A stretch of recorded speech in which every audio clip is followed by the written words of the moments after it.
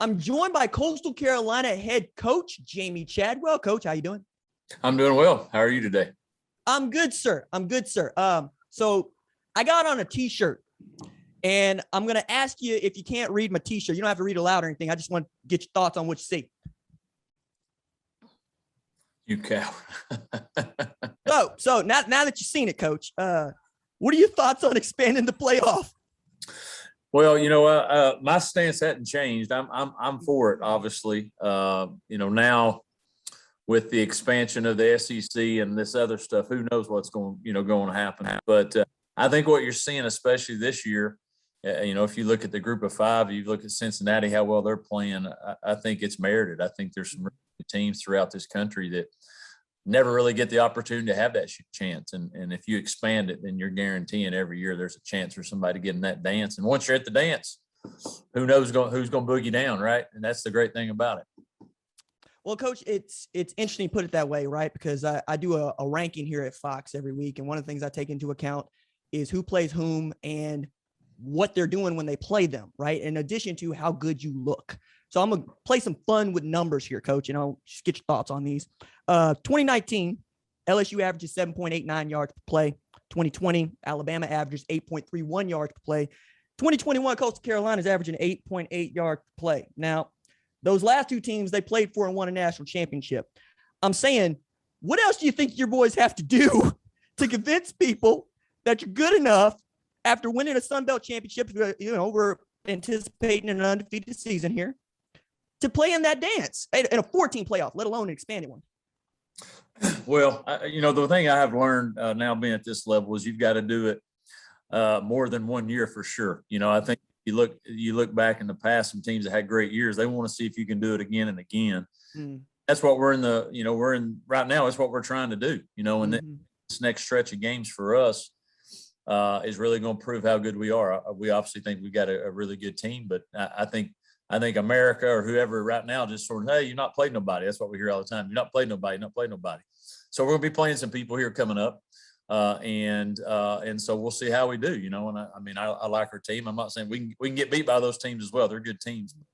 I think we got to continue to do it and do it each week. And then eventually people, all right, hey, they are for real. Because right now everybody thinks it's just a one-hit wonder or it was the COVID year. I mean, that's, we hear that all the time. I'm sure you don't, but that's all we get told all the time is you're a one-hit wonder and it was COVID, this or that. And so we've used that as sort of a motivation this year to go out and play at a high level.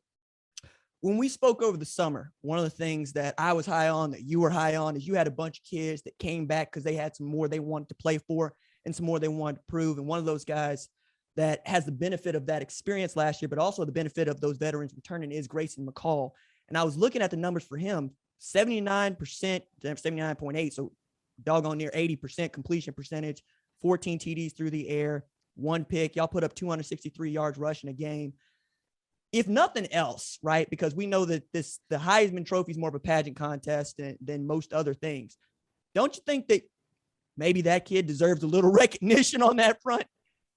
Well, I do. And the reason why I say that is, you look at some of these other people that were getting pushed forward here or there, and they're maybe not playing to the level that they were supposed to, at least right now. Now there's some people that have, the running back at Michigan State's jumped out of nowhere and he's doing real well and he's getting what he deserves. He's having a great year. But if you look statistically where Grayson's at, if you look at his numbers, you compared against the other people, I mean, he's putting up great numbers from a completion standpoint, from an efficiency standpoint, and also from a winning standpoint. The Heisman is typically about winning. And we're doing that. It's not typically, and we're beating teams, and it's not like we're barely beating them either, and he's playing well and he's helping us play at a high level. And again, I think these next couple of weeks for sure too is really going to maybe push him to a point where people might start considering that a little bit, because he's definitely, and what you would think the Heisman's traditionally about. Does he lead? Is he helping that team be their best self? Is he putting up astronomical numbers from a standpoint of efficiency, pass completion, all these things? And he is, and to me, I hope more people take notice of that, because that means we're winning still. But also he's deserving of that, in my opinion. Yeah, it's wild to me, because as a college football fan and a purveyor of the sport, one of the things that I stand for is I want to have all 130 FBS teams have a road to win a national championship, like definitively. If you win games, you have an opportunity to play for this thing, because I can't look at your kids in particular at Conway and say, hey, you went undefeated, but I don't think you're any good. I'm going, wait a second, how does that go with what we believe the sport is supposed to be about? And it's supposed to be what that scoreboard does. And then to take into account a guy like Grayson McCall, because you mentioned Kenneth Walker III up at Michigan State, they're also undefeated. But again, like, I would like nothing more than to see what y'all might have against a Big Ten team like that, had they gone undefeated. And I wonder what else we're going to have to do to try to get the sport going in that sort of direction. I'll put it to you, Coach, as a guy who is hearing this all the time. What do you think you have to do as an administrator, as a purveyor of the sport, as a fan of the sport, let alone be a coach of a football team that just wins games? Well, I think truthfully, to me, the only way it's ever going to get to a situation where a team like us or whoever, name it, at the G5 level has a chance, is almost how we did our BYU game last year. I think you almost have bracket busters, so to speak, towards the end where like this year. I mean, who would love to see us in Cincinnati right now play a game? I bet. Oh boy.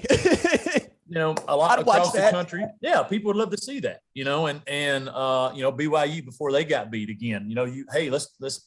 So to me, if there's going to be a legitimate chance, and what is there? Let's say there's 3 to 4 teams out of the G5 every year that might have a legitimate chance to be a really good football team. Let's say there's 4.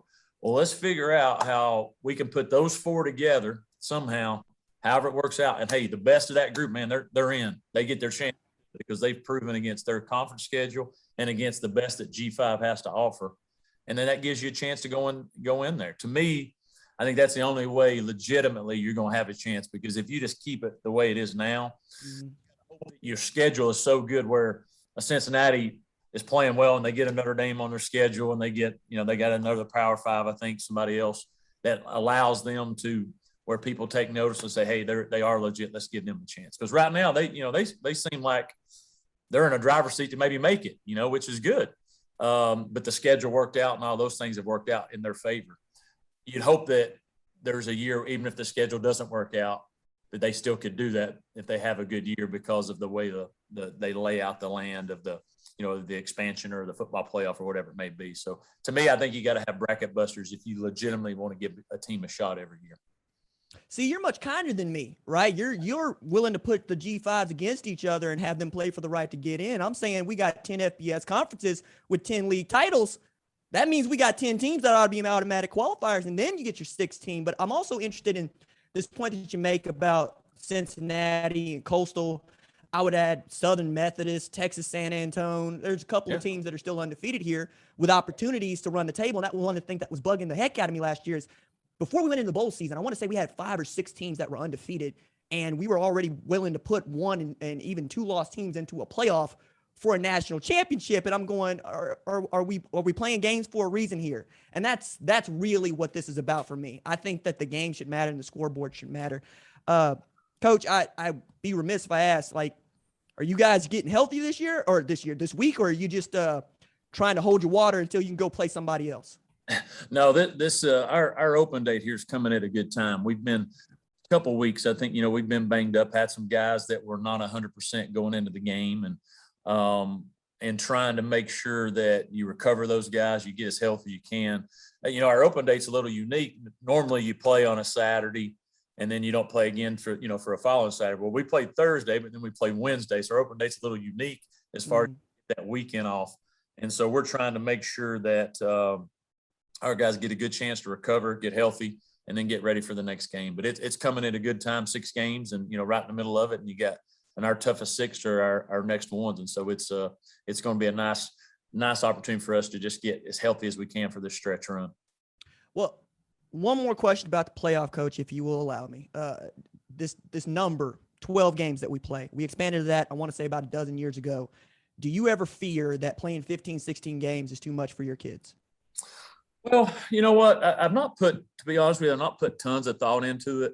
But see, if you're a team that has to play that many without some time off and all those things, it can wear on you, And so I think too, you got to remember, what to me makes it challenging is I think you can play 15. FCS does it, right? They play 12 or they play 16 if but you gotta make sure that you figure out how, in my opinion, what makes it hard for a student is because you're going to class and it's not like you're a professional where you're taking care of your body all day long with all these high tech, all this stuff, and then getting able to play the game every Sunday. You got so much more stuff going on. But I do have a concern as far as what is too many, for a young person.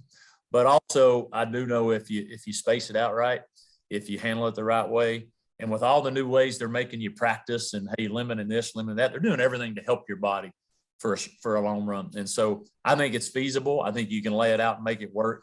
I would not want that to be the deciding factor of why you don't. That's too many games. I don't think that's the reason why. If you're not going to expand it, that's not the reason. That's just a way to throw something off. I think you can make it work because lower levels make it work all the time.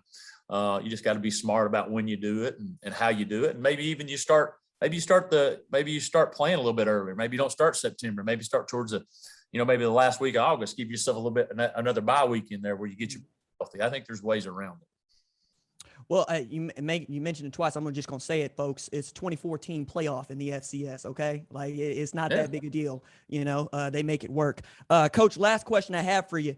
How is your mullet maintenance going about? What do you do to keep it up?